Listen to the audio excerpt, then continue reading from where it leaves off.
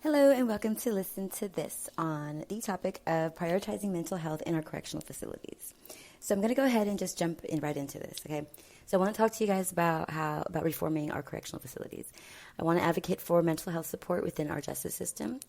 It's both for men and women. When women are in prison, they deal with issues such as trauma from the past abuse, mental health struggles, and also the impact of separating them from their children and their families. That can have a really big stress on them. It gets so much worse when they're incarcerated due to the lack of appropriate support and resources. I believe that incarceration should not be about punishment, but more about rehabilitation. It really should just be about providing a pathway to recovery and healing for men and women. We need to develop specialized programs for them, for men and women, addressing specific needs, including trauma-informed care, mental health services, and even parental support. Because there's a ripple effect that happens to the women that are incarcerated on their families. Their children also face such instabilities, such as emotional distress, and even economic hardship. If we focus on rehabilitating these men and women, we're really just investing in the well-being of entire families and entire communities. So I just want to stress the importance of therapy and mental health and support in our rehabilitation centers. It's absolutely vital that we provide these men and women with the tools that they need to heal. Therapy is such a game changer. It allows people to unpack their trauma, learn coping mechanisms, and rebuild their sense of self-worth. Right now, many jails offer little to no mental health resources at all. Instead, they just focus on punishment. And it's like, is punishment even working anymore? Or ever did? I don't know. There's a statistic, let me show you right here. There's a statistic that says, according to research, 2/3 of released prisoners are arrested again within 3 years. That's no good. That just tells us that we're not doing a good job. If we want to break the cycle, we need to incorporate mental health into our rehabilitation centers. It's not even a rehabilitation center. It's like a re-traumatizing center. Seriously. It's just, we're screwing these people's heads up really bad. And then we send them out into the world, and of course they're going to be repeat offenders. We're not doing a good job of healing these people, these men and women. We need a system that prioritizes mental health. Imagine if while they were serving time, inmates had access to therapy sessions, individual counseling, group therapy. They're all just designed to help them process their experiences and develop coping strategies and begin to help them to heal. Check this out. So I have this.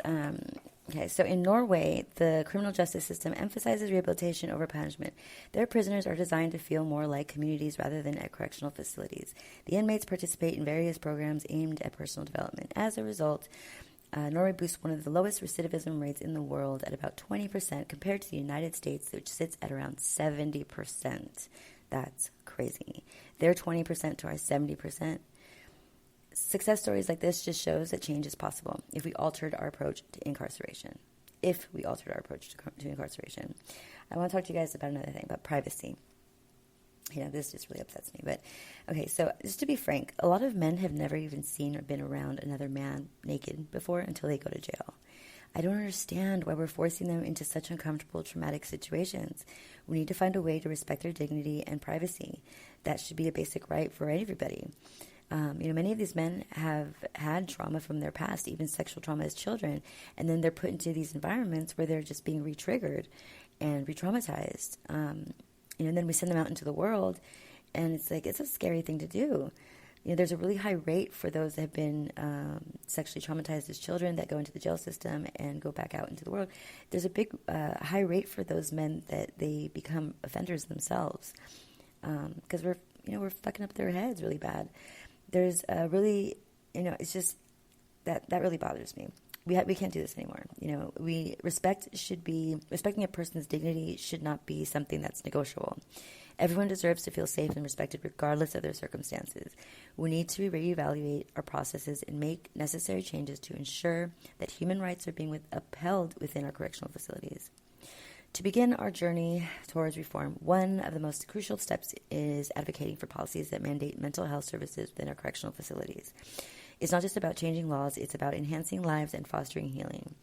If we join forces with organizations that focus on criminal justice reform, we can actually amplify our voices and push for legislative changes needed to make this happen. It's not just about inmates, it's about our communities and the communities that they come from. When we fail to rehabilitate, we're failing our neighborhoods. People go back into the environment without having addressed their trauma, and it doesn't just hurt them, it hurts their families, and it hurts their communities. And sometimes actually when they're out there and they have difficulty finding employment, or their family life is all fractured, and the process of them going back out into the world can be really stressful and overwhelming, and that can potentially lead to a whole new other set of mental health issues. They said communities with high incarceration rates can suffer from increased poverty and social instability, and that only just perpetuates this cycle of crime and imprisonment all over again. So we need a movement towards better understanding of the challenges faced by men and women in jail, and advocate for necessary changes. We need more humane treatment, better rehabilitation practices, and more importantly, we need to ensure that every individual who enters the system has a chance at a better future. Adding therapy to our correctional facilities is so freaking important. It's so important. We can't just lock them up. We need to help them heal. When they leave jail, they should feel like they got a chance at a better start, not just more baggage from their time spent inside jail. Okay, that's it for today. Thank you so much for tuning in. If you found this discussion valuable, please share this episode and keep the conversation going. Together, we can make a real difference in the lives of those affected by our justice system. Thank you so much for listening, and have a wonderful day. I just wanted to add a quick update onto this on the end of this episode. So today I was watching Spectrum News, and I learned something very exciting. They had a segment on there, and I guess back in March, I never even knew this, but back in March, California Governor Gavin Newsom started transforming St. Quentin State Prison into a rehabilitation centered facility, inspired by the Norwegian rehab, the one that we just talked about in this episode. It just makes me super excited because, like I said earlier in the episode, Norway boasts one of the lowest recidivism rates in the world. And I'm just super excited that we've already begun to adopt these successful techniques at St. Quentin. Now we're focusing on reforming our correctional system, and it's going to be more like a rehabilitative environment. And we're actually prioritizing mental health, and I'm just super excited about that.